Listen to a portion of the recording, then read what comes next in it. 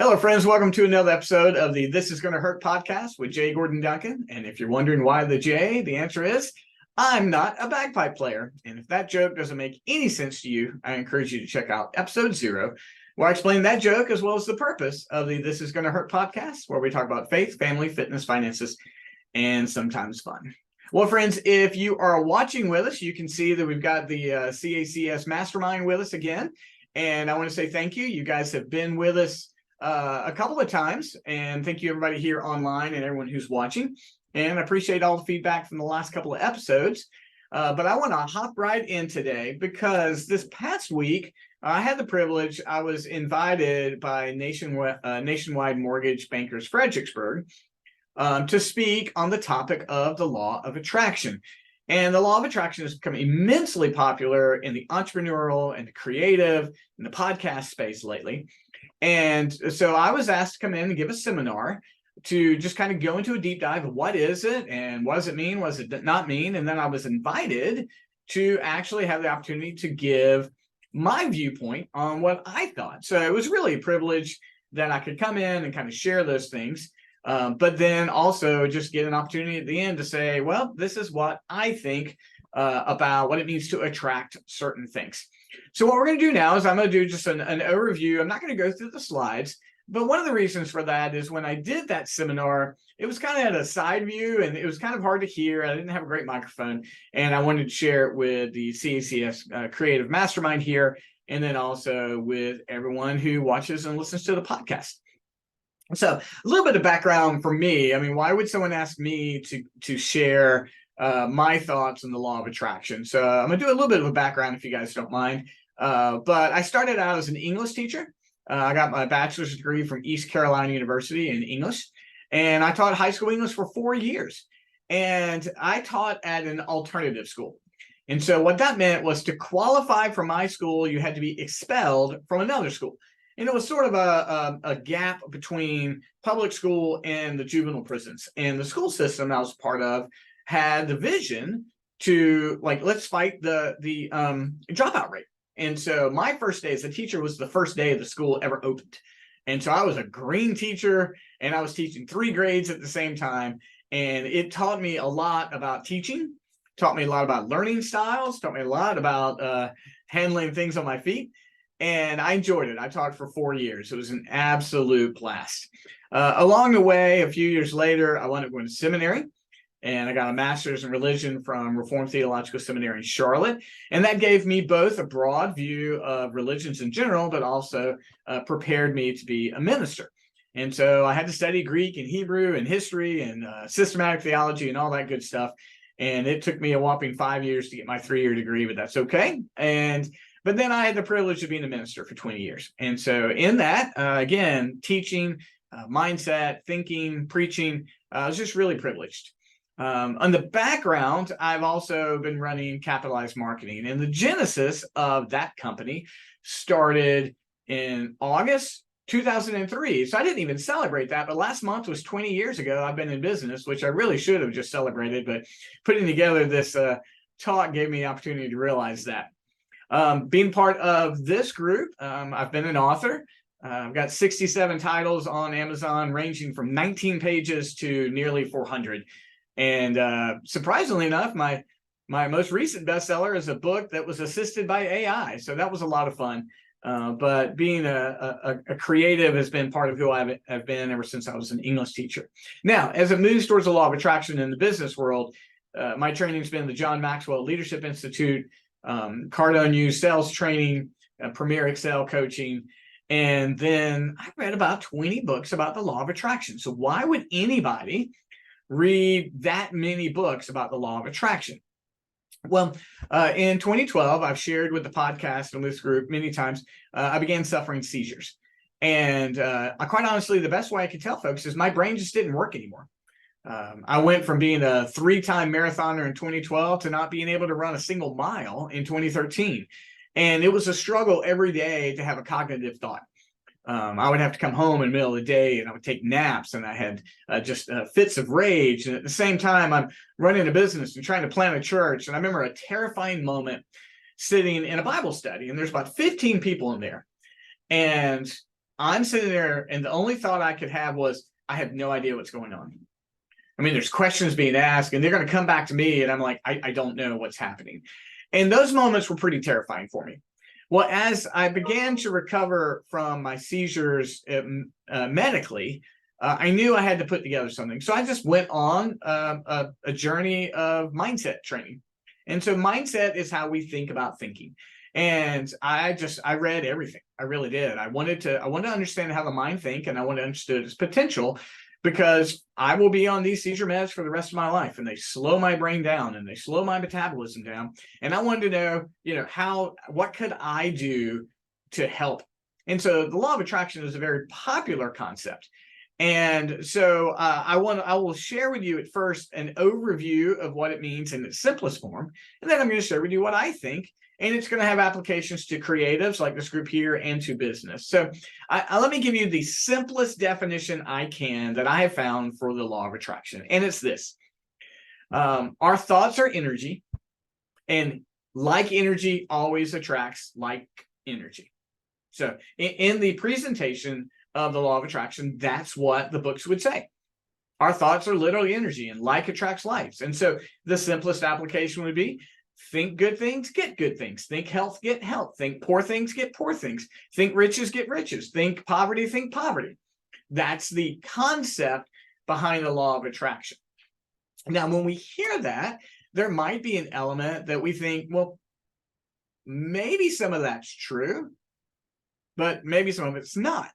Now, this whole movement actually came out of the church in the late 1800s and early 1900s, with verses like Proverbs 23:7, as a man thinketh, so he is. Mark 11:24, when Jesus said, whatever it is you ask in prayer, believe it, and you will receive it. It will be yours. And then you've got folks like Henry Ford. This is one of my favorite quotes ever, I'll be honest with you. He said, whether you think you can or think you can't, either way, you are right. And so there was this whole, it attached itself to the Industrial Revolution in the early 1900s, and folks were accomplishing and building, and we're building bridges, and just, it's really where it began to flourish. Now, there were, the first guy who ever really quantified it was a guy named Phineas Quimby, which is a great name. You don't get names like Phineas Quimby anymore, by the way, but he was the first guy to sort of form it. And it launched what's called the New Thought movement. And the New Thought movement sprung out of the church. And it was like, we need to begin thinking differently and accomplishing new things. And so 2 early books started to grab attention. There's a book, 1910, called The Science of Getting Rich. And in that book, Wallace Waddell says, if you do what I tell you, I 100% guarantee you will get rich. And if you're ever interested in that book, is on Spotify. It's about 2.5 hours to listen. And there's another book called The Master Key System, where Charles Hannell said, think this way and get what you want.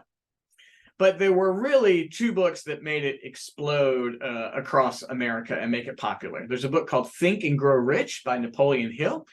And if you're in the podcast entrepreneur world, everyone says you've got to read Think and Grow Rich. I think it's very worth a read. Some things to take in from it, some things not. And then The Power of Positive Thinking by Norman Vincent Peale in 1952 really was attractive. And Norman Vincent Peale was a pastor as well. And so those things caused the law of attraction movement to grow. But what really caused it to grow was 2006. And there's a book by Rhonda Byrne called The Secret. And many of you may have heard of that. That book sold 30 million copies. And there is a documentary film that did nearly $500 million of business. And her book is based on the law of attraction. It's based on ask, believe, receive. That's her premise. And she says she got that from Matthew 21:22. Whatsoever you ask in prayer, believe it, and you shall receive it. And so that was the real, it's when all of a sudden the internet's booming, entrepreneurs are booming, and it just took off. And so the church's response to this in a movement that started within the church has really been polarizing. There are some on one side that are like, yes, by authority in Jesus' name, that's what we can do. And then there's another side of the church that says that's absolute heresy. And then usually somewhere we find the truth in between. So that's been the history of the law of attraction, very briefly, very, very briefly. But the whole idea is our thoughts are energy, like attract like. And so the question we've got to ask, or at least I wanted to answer in my seminar, was, is that true? Are our thoughts energy, and does like attract like? So let me begin sharing in both observation and critique, and then I'll move towards what I think. Well, first of all, our thoughts do matter. They do matter. Growing up, if you were a child and you were headed out to take a test and you had done all the work, but the morning you were scared and you're like, Mom, this test, I'm going to do terrible on this test. The parent says, well, don't think that way. Go into it with a positive attitude. Now, why would we do that? Because we believe that the attitude we bring is actually going to create a different performance. Somehow, as adults, we forget that. We become much more comfortable with saying that things are going to go poorly. We become disaster artists to a certain extent. But we believe that quite often, that like the attitude we bring, it often has an effect in the actions that we have. As creatives, if you sit down and say, what I'm getting ready to write is going to be terrible, it's going to affect what you write. But if you sit down and you're like, I've got something amazing to say today, it's going to affect what you write. And so our actions do matter. But then we have this question of, what do we do with energy? Like, do we emit an energy or not? Well, under observation, I mean, we are vibrating, if you want to get to the simplest form, but there is a sense of an energy we emit when we go in a room. You can walk it, you can be having a lot of fun, and then someone can walk in the room and bring the whole room down. I don't know what it is. Like, just they can come in and just the whole room is like, man, we're having fun till they got here. And then on the other end, we all know someone that just, and we'll say, they light up the room, like something about just walking in the room. On the other hand, moms have been in a grocery store before and they've got a young child beside them, and a person walks by and they go, just kind of bring that child in a little closer. There's just some sort of energy or vibe that says that person seems unsafe. And you might say, well, that's instinct. Or if you're a Christian, you might say it's the Holy Spirit. But whatever the case may be, we bring something when we sit down and are near people that's more than just our facial expression. There is an interaction we have. So we have to admit that there's something there. Well, the law of attraction would say, well, what you're bringing is that you are attracting whatever it is you are thinking about. And that's the basis of the law of attraction. So they would say, if you think rich thoughts, you're going to get riches. But if you think sick thoughts, you're going to get sick. Well, is that true or not? Well, a couple more things. We do know this. Every action we've ever taken in our entire life is preceded by a thought. If you're watching or listening to this, you decided to do it. There's a conscious thought. But our subconscious thoughts also empower what we do. How many of you have ever pulled into your driveway and thought, I don't remember driving home? Like, yep, subconsciously, you know how to drive and you know the way home so well, and subconsciously you did the whole thing. So subconscious thoughts are powerful. My wife Amy will say, hey, on the way home, can you pick up something from the grocery store? I'll be like, sure thing. And I'll pull in the driveway and she'll say, did you pick up that thing from the grocery store? And I'll go, no, I did not. Because subconsciously, I know the drive so well, I was just on autopilot. And that's what we call it. We call it autopilot. But our conscious and subconscious thoughts are powerful. And so if we gain more control over what we're thinking, if we tell our brains what to think, instead of listening to our brains as much, we then have more control over our lives. We can then do and accomplish more things. Because we have an audio tape that just kind of runs in our head all day. Things we've thought, things we've heard, things we've read. If we can change that, we can begin to change what we do. Now, have you guys ever heard that it takes 21 days to create a habit? You guys ever heard that number? Well, they think it takes 90 days to change the way you think. And that's a concept called neuroplasticity. You can change your brain. Your brain is a muscle like any other muscle. And so changing the way you think and a pattern of that 90 days over and over again can change the way you think about something. Last time, I'm going to go too deep on the terms here. You have something in your brain called the RAS, or the reticular activation system. The brain works in its most efficient form. That's what it wants to do. And so it creates neural pathways of the way we think. If I say, what is your name? None of you guys have to think about it, because that's woven into your brain. The RAS system has created that. You could be at the grocery store and someone say, Joe, and you're looking around because your brain is wired to respond to that. Well, if you say, I want to buy a brand new black pickup truck, your brain's going to start seeing black pickup trucks everywhere. Your brain gets wired with what we reaffirm over and over again. Am I attracting black pickup trucks? No. Now we're moving into my opinion. I have not drawn all the black pickup trucks in the world to me, but my brain has been patterned towards it. So the big question now is, what do I think? Well, here's my 3 takeaways about the law of attraction. This is the way I rebuilt my brain after the seizures. And here's what I think. If you want to use the word attract, this is the 3 steps to attract what you want. And I don't think it necessarily lines up with the purest form of law of attraction, but I do think it does in some way work. So, number 1, I think we should all have what I call a holy discontentment, HOLY, a holy discontentment. What does that mean? Well, I think the holiness part of it is we should have a pattern and a practice of thankfulness. We should be immensely thankful for everything we have. No matter where we are in our stage of life, we should have a pattern of gratitude and thanks. If you have faith, you should be thanking God for what you have. If you don't, you should be practicing it in some way, because you can't complain and be happy at the same time. You just can't. But if you have a pattern of thankfulness and gratitude, then it will change your life. I have a journal, and every day I sit there and write down what I'm thankful for.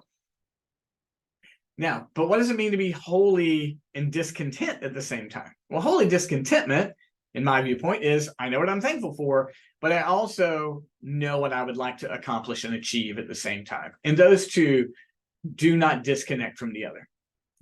For example, very thankful for my business, Capitalized Marketing. Very thankful. But I have great goals for it as well. I'm very thankful for my health and the recovery I've had. I have great goals for what I want to accomplish. Very thankful. Amy and I have been married for 27 years. I have great goals for it. And if I create that as a discipline, that will change my brain, and it'll change the way I interact with people, and it'll change the way that I bring myself to certain circumstances. Change my creativity. It'll change the personality. Change dinner. It'll change dinner. It'll change dates. It'll change the way you interact with your children. So I think starting with a holy discontentment, a thankfulness that still has great things it wants to accomplish, will attract certain things to you, meaning you'll go into certain situations and you're going to see things differently, and your brain is going to be patterned to look for things differently. So that's number 1. Number 2, I think we need to have clear goals and know exactly what we want. I think our goals, if you want to accomplish and attract and do things, then making those goals specific, writing them down. If I'm thankful and I still have goals, then what are those goals? And then if we write those things down or have a pattern of knowing what they are, it changes our brain. Our brain is patterned to think in a certain way. I have a goal for our company that I've never met yet. I've come close, but I write it down and I still want to accomplish it. But I have goals that we have met.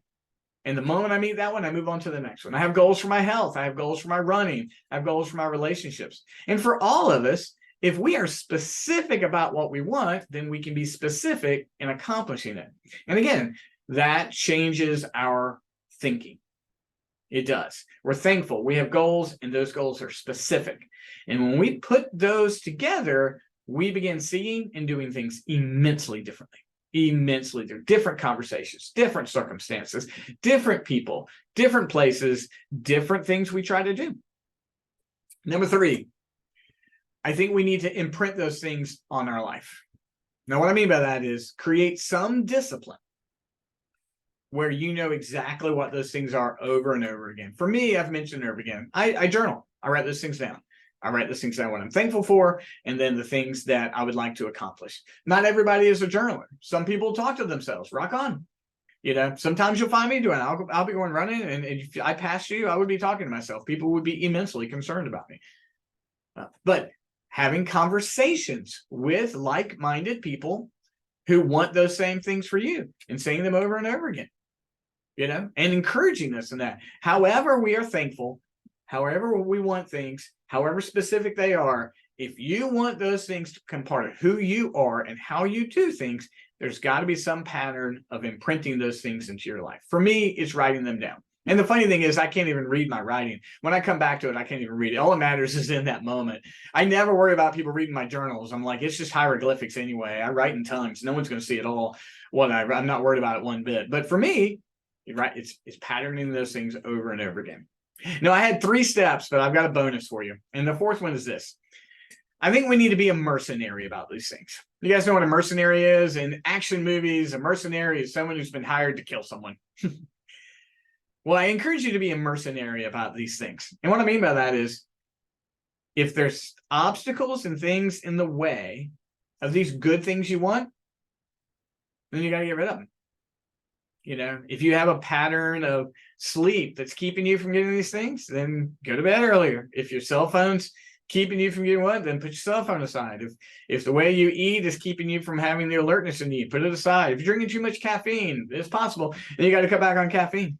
If there's completely, absolutely negative people in your life, you can't spend time with them. I'm not telling you not to call mom. Please call mom. But I'm just saying, if there's people that are just completely negative and against your goals, they're not helping you reach these things. So in essence, that's how I rebuilt my brain. And in essence, it's what I took away from the law of attraction. I think that we can change our brains. I do believe that we can be in interactions with people that we can impress them with encouragement or creativity or hopefulness, or the exact opposite. And people can do the same for us. So I think those 3 steps are that I think we need to have a holy discontentment, a great thankfulness, still hoping for great goals. I think we need to know exactly what we want. I encourage you to have some pattern of knowing that exactly, and then imprint them over and over again, just over and over again. Keep at them. And then if there's something that is standing in the way of those good goals, then get rid of it. Again, call your mom, call your dad. And that's not what I'm saying. But there are things that we know that we do or allow that just completely distract us from good goals. So that's my take, guys. I'm not a strict adherent to the law of attraction. There's just some things in there. I just don't think I can bend the universe to my will. But I do think that we can be very attractive in terms of our relationships. And I do think we can repattern our brain towards things that we want and then go out and get them. So I hope this has been encouraging to you. I encourage you to send me messages or take notes, send me on social media. Let me know what you think. As always, I'm thankful for the CACS community for sitting in. We're going to wrap up this podcast, and then we're going to hop into a great Q&A and back and forth on this. I appreciate everybody listening, and I look forward to talking to you again next week. Thanks, guys. And if you want to visit the CACS community, please send me a message on Facebook, Instagram, TikTok, LinkedIn, somewhere. And we'd love for you to visit us one Thursday at 11 a.m. Eastern. So, guys, thanks so much, and I'll talk to you again next week.